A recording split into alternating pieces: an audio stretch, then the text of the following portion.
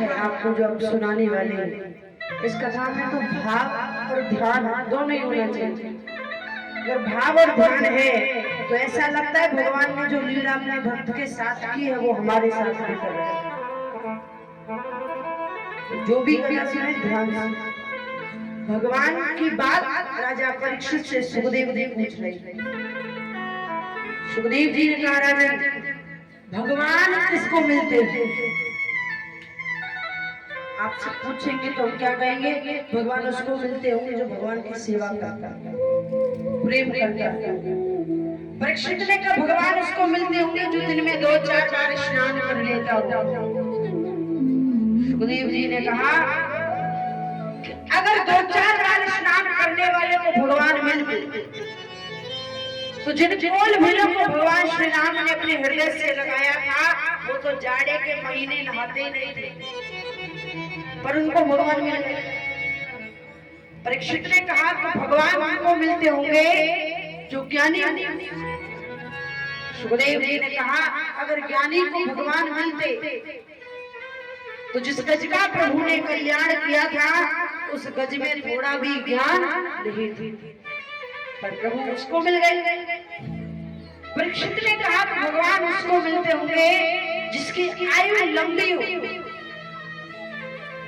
जिसको ज्ञान हो।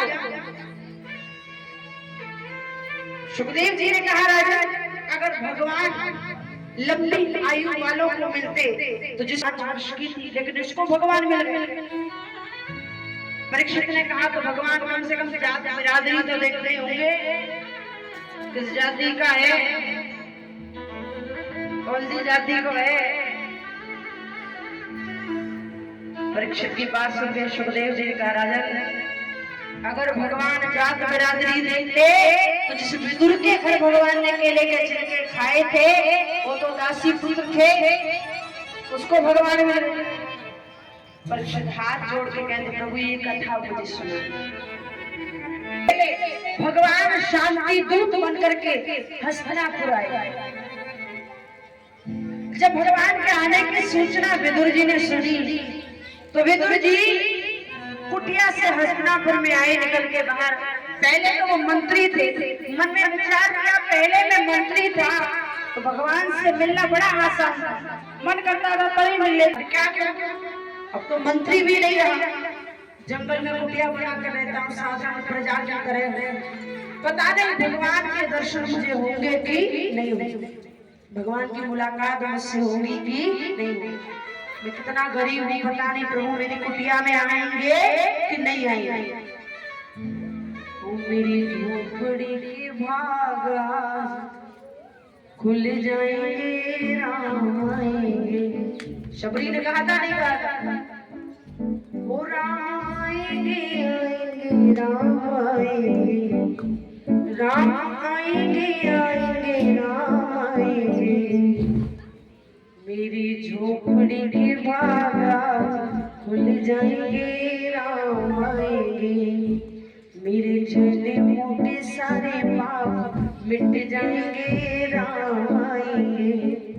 कहा था नहीं कहा था? उसी प्रकार विदुर कह रहा है, मेरी झोपड़ी के भाग आज खुल जाएंगे, शाम आएंगे। पता नहीं प्रभु मेरी झोपड़ी में आएंगे कि नहीं आएंगे, दर्शन होगा कि नहीं होगा, पर मन में आस है भगवान सबकी सुनता है, मेरी भी सुनेगा। चले गए और जाकर के खड़े हो गए पूरी प्रजा के साथ। भगवान का जब रथ आया है और जैसे प्रभु का रथ आया पूरी प्रजा उमड़ गई देखने के लिए प्रभु। विदुर खड़े हैं एक जगह, भगवान पूरी प्रजा को छोड़ के विदुर को देख रहे, मेरा विदुर कहाँ बैठो है, कहाँ ठाड़ो है मेरा विदुर। और जैसे विदुर पर नजर गई विदुर गदगद हो गया, कितनी बड़ी भाग है मेरे प्रभु मुझे देख रहे। भगवान को दुर्योधन ने एक स्वर्ण जटित सिंहासन पर बैठो बड़ा स्वागत किया। दुर्योधन दिखा रहा है कि मेरे पास कितना धन है, कितना बड़ा राजा हूँ, कितना ऐश्वर्यशाली हूँ, पर भूल गया भगवान को धन से कोई रिझा नहीं सकता, भगवान को तो केवल भक्त भाव से ही ले जा सकता है। भगवान ने कहा दुर्योधन तू बड़ा समझदार तो है पर थोड़ी बुद्धि थोड़ी कम है, मैं तुझसे ज्यादा कुछ नहीं कहूंगा, लेकिन एक बात कहने आया है, अगर तुम पांडवों को आधा राज्य नहीं दे सकता तो कम से कम 5 गांव दे, मैं 5 गांव में ही पांडवों को संतुष्ट कर दूं।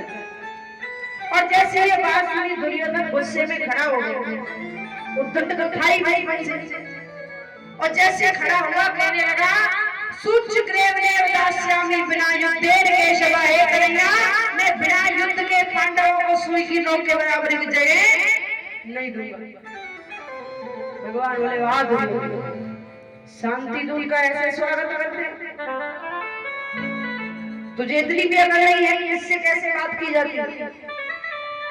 पितामह भीष्म ने इशारा किया दुर्योधन बैठ, और दुर्योधन ने हाथ जोड़ दिए। अरे आपको तो पता है मैं बचपन से उद्दंडी रहा हूं, मेरी आदत है किसी से मन करता है वैसे बोल उठता हूं। आप कहां व्यर्थ की बातों में लगे